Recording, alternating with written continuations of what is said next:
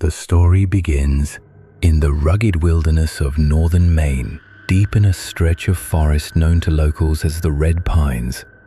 This area has a reputation, not just for its dense, unmarked trails, but for the stories passed down about people vanishing without a trace. The forest is old, silent in a way that feels deliberate, as if it's holding its breath. In October 1986, a small university hiking club from Vermont, composed of 4 experienced students, decided to explore this secluded region. They were well prepared: topographical maps, compasses, radios, and gear suited for a week in the woods.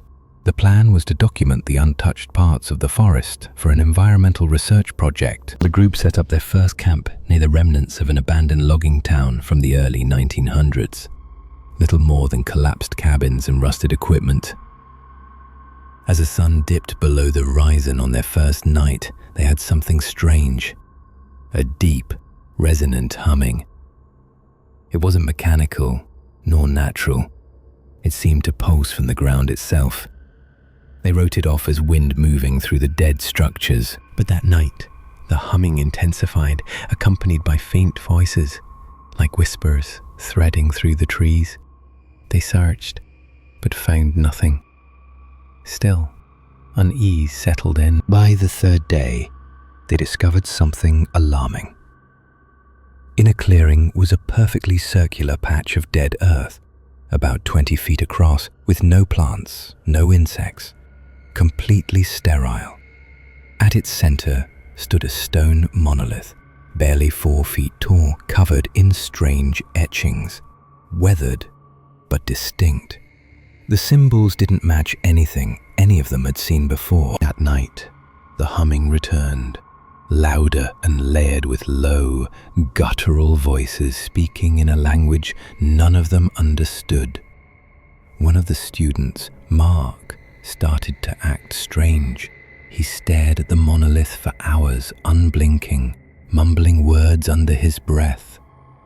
When they tried to pull him away, he lashed out violently, eyes vacant, as if he wasn't really there. The next morning, Mark was gone.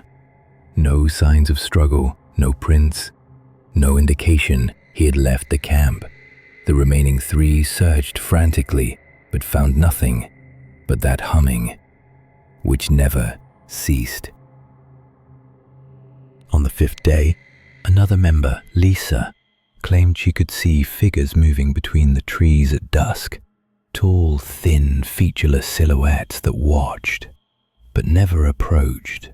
She stopped sleeping, convinced that if she closed her eyes, they'd come closer. The group tried to leave, but their compasses spun aimlessly. Radios emitted only static, and paths seemed to lead them in circles. Even the sun's position in the sky felt wrong, lingering too long or setting too fast. On the 7th day, Lisa vanished, just like Mark. One moment she was there, the next she was gone. No sound, no disturbance. The 2 remaining members, Chris and Daniel, decided to risk traveling at night to escape whatever was stalking them. They stumbled upon the dead circle again, the same monolith, though they were certain they'd moved miles away, except this time around the stone were footprints, dozens of them, barefoot, elongated, and leading in a spiral towards the center, where a small hole had appeared, no wider than a fist, but impossibly deep. Chris got too close, peered in, and screamed. He wouldn't say what he saw, but his mind fractured. He became catatonic, unable to speak or move. Daniel was left alone, dragging Chris, desperate to find a way out. Daniel was the only one who eventually emerged from the forest, weeks later, dehydrated and incoherent. Rescuers found him near a highway, miles from where the group had entered the woods. He had no gear, no supplies, just Chris's empty jacket. To this day, Daniel has no memory of how he escaped or what happened to the others. He never spoke again, living in a care facility under constant supervision. Locals avoid that part of the Red Pines, Hikers who stray too deep report hearing that same humming, the low voices, and seeing fleeting shapes between the trees. Watching, waiting. The monolith was never found again.